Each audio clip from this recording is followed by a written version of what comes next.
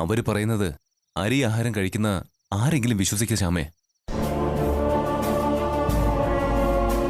ഐശ്വര്യത്തിലെ target Thana. അതുകൊണ്ട് അവർ പലതും പറയും.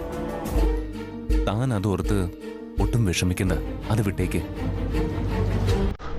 എനിക്കിപ്പോ എൻ്റെ അമ്മയുടെ ഇപ്പോഴത്തെ അവസ്ഥ ഓർത്ത് ഭയങ്കര വിഷമോ. ശ്യാമയ്ക്കറിയോ, ഞാൻ ഇരുട്ടിനെ ഓരോ തവണ പേടിക്കുമ്പോഴും അമ്മ എനിക്ക് ധൈര്യം പകർന്നു തരുമായിരുന്നു.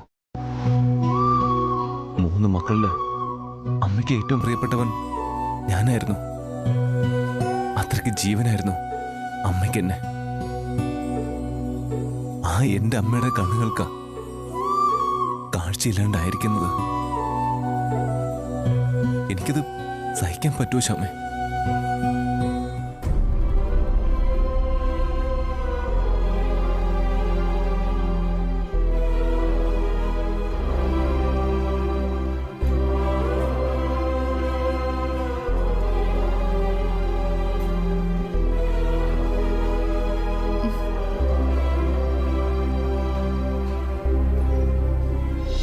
സാറിൻ്റെ ദുഃഖത്തിൻ്റെ ആഴം എനിക്ക് മനസ്സിലാവും. എനിക്കൊന്നേ പറയാനുള്ളൂ, നമ്മുടെ പ്രാർത്ഥന ദൈവം കേൾക്കും. വളരെ പെട്ടെന്ന് തന്നെ അമ്മയുടെ കാഴ്ച തിരിച്ചു കിട്ടും. ഞാൻ ഇതുവരെ എൻ്റെ അമ്മയെ ഇത്രയും നിസ്സഹായായി കണ്ടിട്ടില്ല ശ്യാമേ. അതുകൊണ്ടായിരിക്കാം എനിക്കിത്രയും ദുഃഖം തോന്നുക. നമ്മുടെ അച്ഛനമ്മമാർക്ക് ആർക്കെങ്കിലും വേദനിച്ചാൽ അത് കണ്ടാൽ നമുക്ക് സഹിക്കില്ല. സാർ ഇങ്ങനെ ഓരോന്നോർത്ത് വിഷമിക്കാതെ സമാധാനമായിട്ടിരിക്കെ. വളരെ പെട്ടെന്ന് തന്നെ അമ്മയ്ക്ക് സുഖാവും. എന്റെ ഭഗവാനെ, അമ്മയെ കാത്തോളണേ.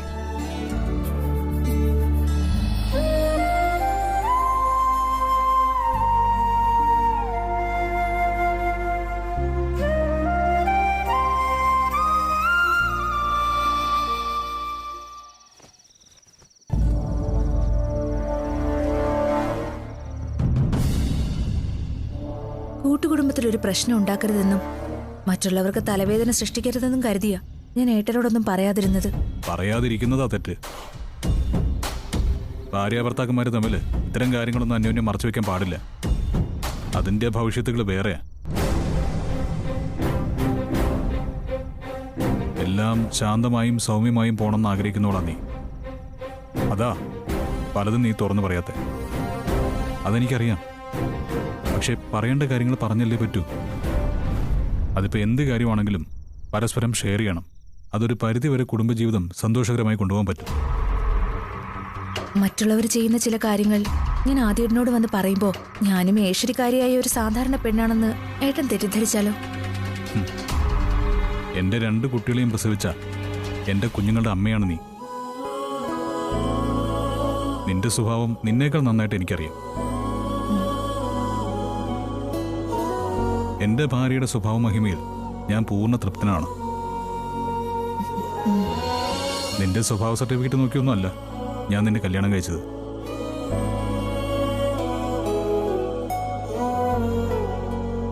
കണ്ടപ്പോൾ നല്ല അച്ഛനും അമ്മയ്ക്കും ജനിച്ച അടക്കം ഒതുക്കമുള്ള കുട്ടിയാണെന്ന് തോന്നി.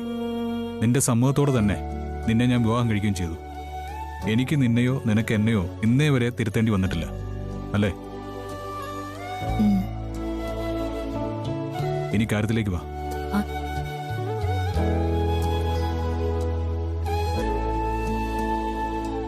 ആദ്യേട്ടാ, ഐശ്വര്യ ഞാൻ കുറെ നാളായി ശ്രദ്ധിക്കുക. അവൾക്ക് നമ്മുടെ ശ്യാമയോട് ഒരു വല്ലാത്ത ഈഗോ പോലെ. അതെനിക്കും അറിയാം. നീ അത് പറഞ്ഞില്ലെങ്കിലും ഞാനത് പലവട്ടം ശ്രദ്ധിച്ചിട്ടുണ്ട്. ശ്യാമയ്ക്ക് നേരെ നടന്ന എല്ലാ പ്രശ്നങ്ങളിലും ഐശ്വര്യക്ക് പങ്കുണ്ടെന്നാ ഞാൻ സംശയിക്കുന്നത്.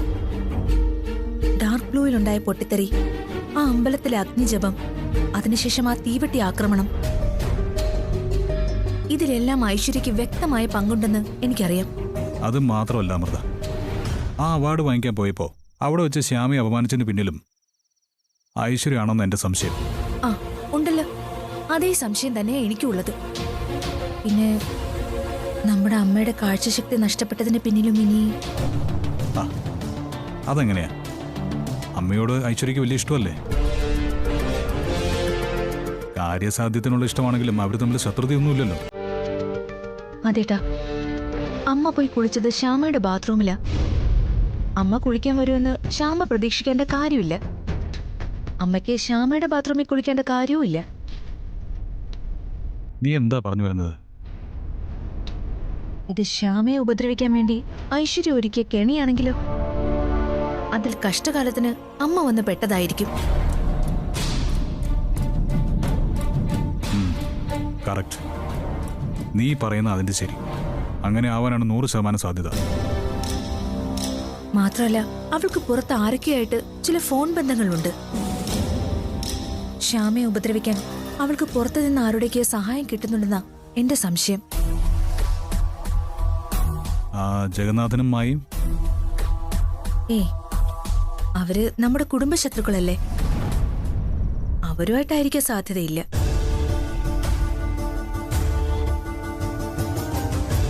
ഏതായാലും അമ്മയ്ക്കെതിരെ ഇങ്ങനൊരു അറ്റാക്ക് നടന്നിട്ടുണ്ടെങ്കിൽ അത് ആരുടെ ഭാഗത്തുനിന്നായാലും നമുക്ക് അടങ്ങിയിരിക്കാനായിട്ട് പറ്റില്ല. പിന്നെ മക്കളാണെന്നും പറഞ്ഞ് നമ്മളെന്തിനാ ജീവിച്ചിരിക്കുന്നത്? 3 ആൺമക്കളായിട്ട് ഞങ്ങളുണ്ടായിട്ടും അമ്മയുടെ ജീവന് നേരെ ഈ ഒരു ഭീഷണി ഉണ്ടായി. ഇതെന്തായാലും ചോദ്യം ചെയ്തേ പറ്റൂ. അല്ല ആദ്യേട്ടാ, അവൾ അരുണിന്റെ ഭാര്യയല്ലേ? അതിനെന്താ? അരുൺ എൻ്റെ അനിയനായതിനു ശേഷമാണ് അവളുടെ ഭർത്താവുന്നത്. ഞാൻ അവൻ്റെ ഭാര്യയെ ചോദ്യം ചെയ്തെന്ന് അവൻ അറിഞ്ഞാലും അവനൊന്നും തോന്നുകയില്ല. കാരണം ഞങ്ങൾ കൂടപ്പിറപ്പുകൾ തമ്മിലുള്ള ബന്ധം അങ്ങനെയാ. നീ എന്തായാലും പേടിക്കൊന്നും വേണ്ട, ഇത് ഞാൻ കൈകാര്യം ചെയ്തോളാം. പിന്നെ മേലിൽ ഇത്തരം കാര്യങ്ങൾ ഉണ്ടാകുമ്പോൾ അപ്പം തന്നെ ഇടപെട്ടേ പറ്റൂ. നിനക്ക് മനസ്സിലായോ?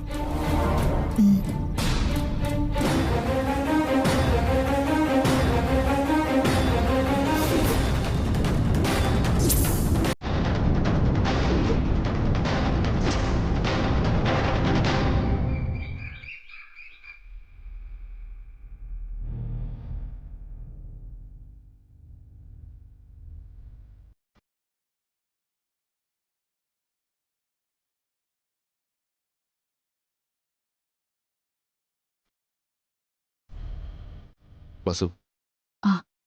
ദാ, കോഫി കുടിക്കേ.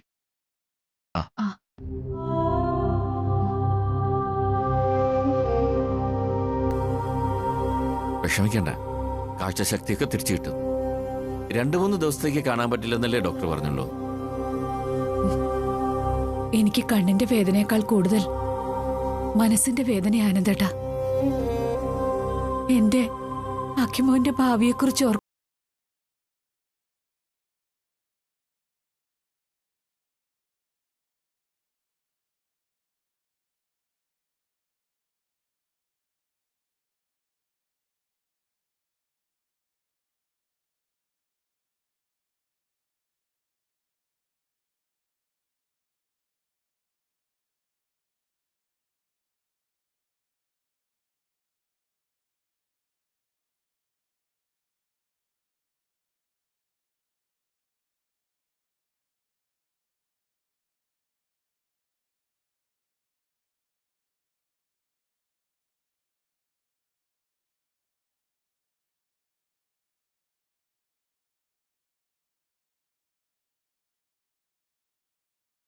അമ്മയ്ക്ക് ഇരുട്ടായാലും അമ്മയ്ക്ക് ചുറ്റും ഞങ്ങളില്ലേ, പ്രത്യേകിച്ച് ഞാൻ. ഞങ്ങൾ അമ്മയുടെ കാര്യങ്ങളെല്ലാം നോക്കിക്കോളാം. അമ്മയുടെ കൂടെ എപ്പോഴും ഞാനുണ്ടാവും. അമ്മയ്ക്ക് എന്താവശ്യമുണ്ടെങ്കിലും എന്നോട് പറഞ്ഞാൽ മതി, അത് ഞാൻ ചെയ്തു തരും. ആ പിന്നെ ദേ അമ്മ, അവള് മണുങ്ങിക്കുണുങ്ങി വരും, ആ ശ്യാമ. എങ്ങനെയെങ്കിലും അമ്മയുടെ പ്രീതി പിടിച്ചു പറ്റാൻ അടുപ്പിച്ചേക്കരുത്. അവളൊന്നും വരില്ല. എന്റെ പരിസരത്ത് അടുക്കരുതെന്ന് ഞാൻ അവക്ക് വാർണിംഗ് കൊടുത്തിട്ടുണ്ട്.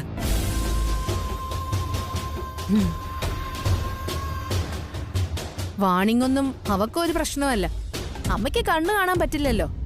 അപ്പൊ മറ്റുള്ളവരുടെ സ്നേഹം പിടിച്ചു പറ്റാൻ വേണ്ടി അവള് വരും. അക്കി അവളെ കല്യാണം കഴിച്ചു കൊണ്ടുവന്നപ്പോഴേ അവളെ ഇവിടെ വേണ്ടാന്ന് പറഞ്ഞ് ഞാൻ എതിർത്തതാ.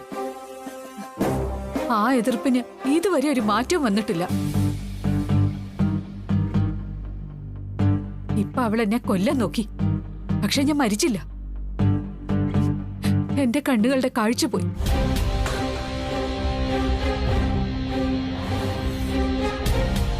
എന്നോട് ഈ ചെയ്തതിന് എന്റെ ഭർത്താവും മക്കളും എന്ത് നടപടിയാ സ്വീകരിക്കുന്നതെന്ന് എനിക്കറിയണം. അതറിയാൻ കാത്തിരിക്കുക ഞാൻ.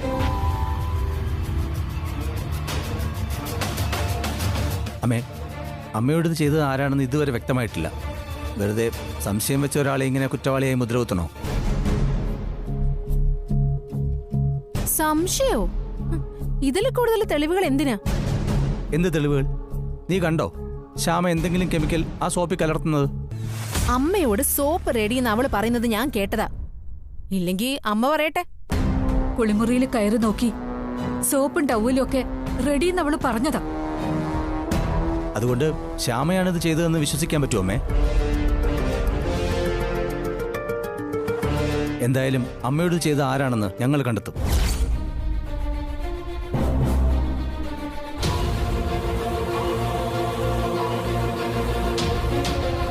കുറ്റവാളി ആരാണെന്ന് കണ്ടെത്തിയാൽ പിന്നെ അതാരായാലും അവർക്ക് ഈ വീട്ടിൽ സ്ഥാനം ഉണ്ടാവുമെന്ന് എനിക്ക് തോന്നുന്നില്ല. ആനന്ദ നിലയെന്ന ഈ കൂട്ടുകുടുംബത്തിന്റെ പേര് ഇവിടെ ആനന്ദവുമില്ല, സന്തോഷവുമില്ല. അസ്വസ്ഥ നിലയെന്നോ മത്സരക്കളരിയെന്നോ ഈ വീടിന്റെ പേര് മാറ്റാവുന്നതാണ്. സത്യം പറഞ്ഞ ഇതൊരു പടപ്പറമ്പാണ്, പടപ്പറമ്പ്.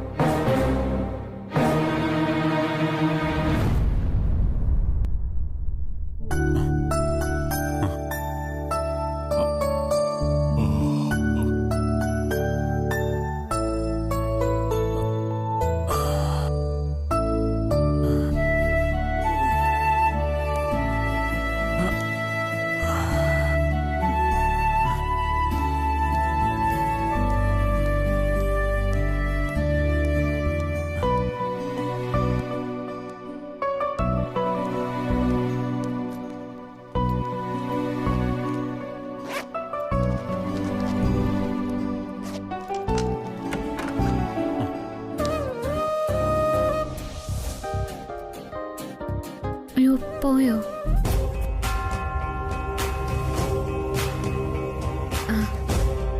ഒരു കാരണവശാലും മോളെന്നെ അറിയാൻ ഇടവരല്ലേ. അങ്കിള് പോവാൻ ഒരുങ്ങായിരുന്നോ? ആ അതെ. എന്തായാലും ഇനി ഭക്ഷണം കഴിച്ചിട്ട് പോവാം. വേണ്ട മോളെ. അയ്യോ, അങ്ങനെ പറഞ്ഞാ പറ്റില്ല. കാപ്പി കുടിച്ചിട്ട് പോയാ മതി. മോളെ, ഞാൻ രാവിലെ കുളിയൊക്കെ കഴിഞ്ഞ് പ്രാർത്ഥനയും കൂടി കഴിഞ്ഞിട്ട് എന്തെങ്കിലും കഴിക്കാറുള്ളൂ. അതാ പതിവ്. ആ പതിവ് ഈ ജോലിക്ക് പറ്റില്ലല്ലോ അങ്കിൾ. ആ അത് ശരിയാ. പക്ഷേ എനിക്കതാ ശീലം. സെക്യൂരിറ്റി ജോലി ചെയ്യുമ്പോ ആ ശീലമൊക്കെ മാറ്റണ്ടേ അങ്കിള്?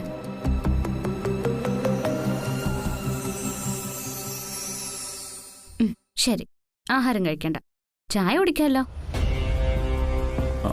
ആ ചായ കുടിക്കാം. ആ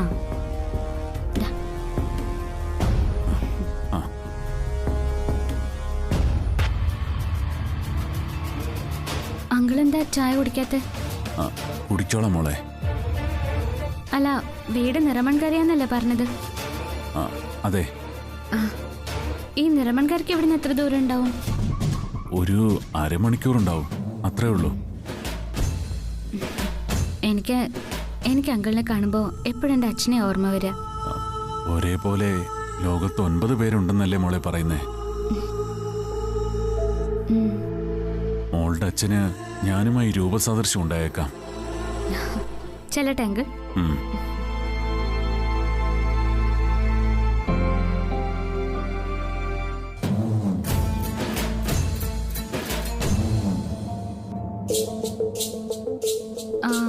അങ്കിള്, ചായ കുടിച്ചിട്ട് ആ ഗ്ലാസ് അവിടെ വെച്ചാൽ മതി. ആ ശരി മോളെ.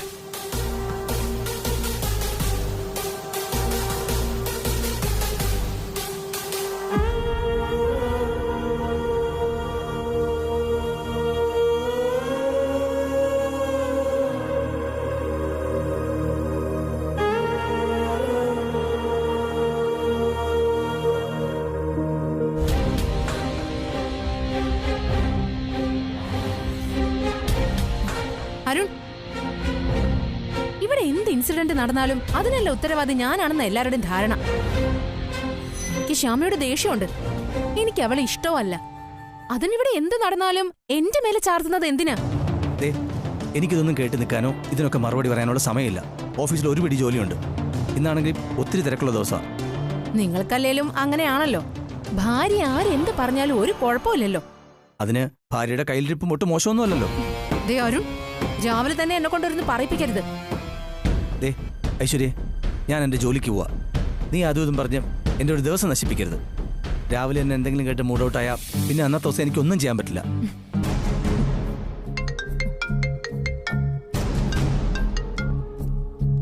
ഹലോ, ആ ഞാൻ ദേ ഇപ്പൊ ഇറങ്ങും. ഐശ്വര്യ, രാവിലെ എന്നെ നീ എങ്ങോട്ടാ? ഞാൻ പാർലറിലേക്ക്.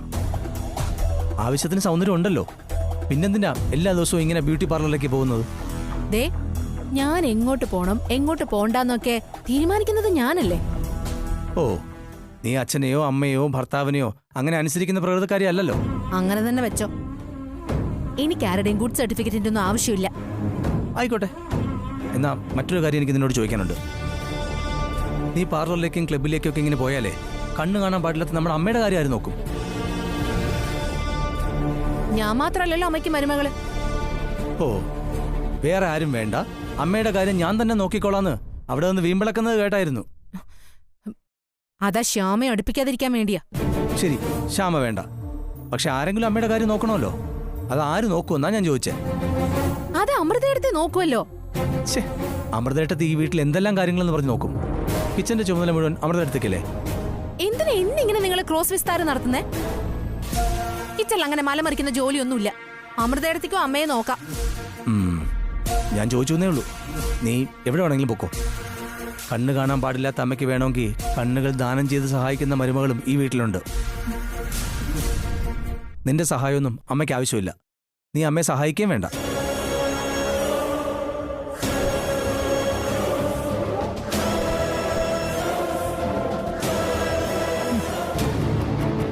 അങ്ങനെ അവള് ഷൈൻ ചെയ്ത ആളാവണ്ട. അവൾക്ക് ഞാൻ കൊടുക്കാം അടുത്ത ജോലി.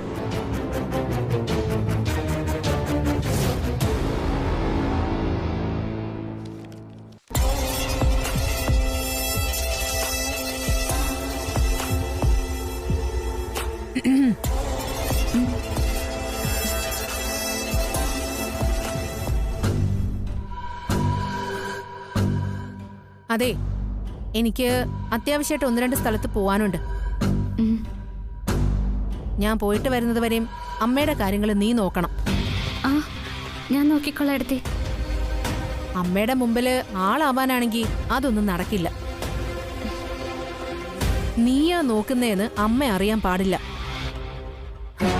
അറിഞ്ഞാലും എനിക്കൊന്നുമില്ല, നീ തന്നെ ദുഃഖിക്കേണ്ടി വരും. ഞാനമ്മ നോക്കിക്കോളാം, എനിക്ക് സന്തോഷമേ ഉള്ളൂ. പക്ഷെ ഏട്ടത്തി അത് അമ്മ അറിയിക്കരുത്. ഞാനെന്തിനറിയിക്കണം? ഇതെങ്ങാനോ അമ്മ അറിഞ്ഞാലേ അമ്മ എന്നോട് കരുതുള്ളൂ. എന്നാ ഏട്ടത്തി പോയിട്ടോ, ഞാൻ നോക്കിക്കോളാം അമ്മ അറിയാതെ. ശരി ശരി.